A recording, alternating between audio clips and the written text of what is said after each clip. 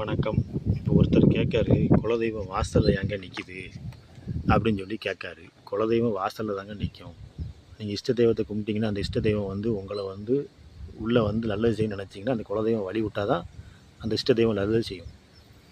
அப்போ குலதெய்வம் வந்து வாசலில் நிற்கிறதுனால நீங்கள் வாசலை சுத்தபத்தமாக வச்சுருந்தீங்கன்னா உங்கள் வீட்டில் ஐஸ்வர்யம் வரும், எல்லாமே வரும். அப்போ வெள்ளி செவ்வாய் அந்த நில ஜன்னல்லாம் கதவெல்லாம் க்ளீன் பண்ணி பொட்டு வச்சு சாம்பிராணி காட்டணும். அதுக்கு பிறகு வாசலில் வந்து நீங்கள் வந்து தொளிச்சு கோலம் போட்டு எப்பவும் போல் சுத்தமாக வச்சுருக்கணும். அந்த குலதெய்வம் வாசலில் தான் நிற்கும், நமக்கு காவல் தெய்வமாக நிற்கும்.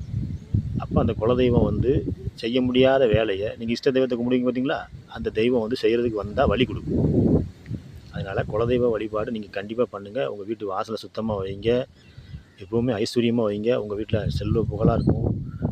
குலதெய்வம் எப்பவும் அந்த வாசலே நிற்கிறதுனால எந்த தீய சக்தியும் உள்ளே வராது.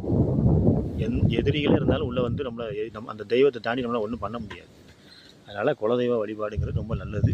அதை கரெக்டாக பண்ணுங்கள். வாசலை சுத்தமாக வைங்க.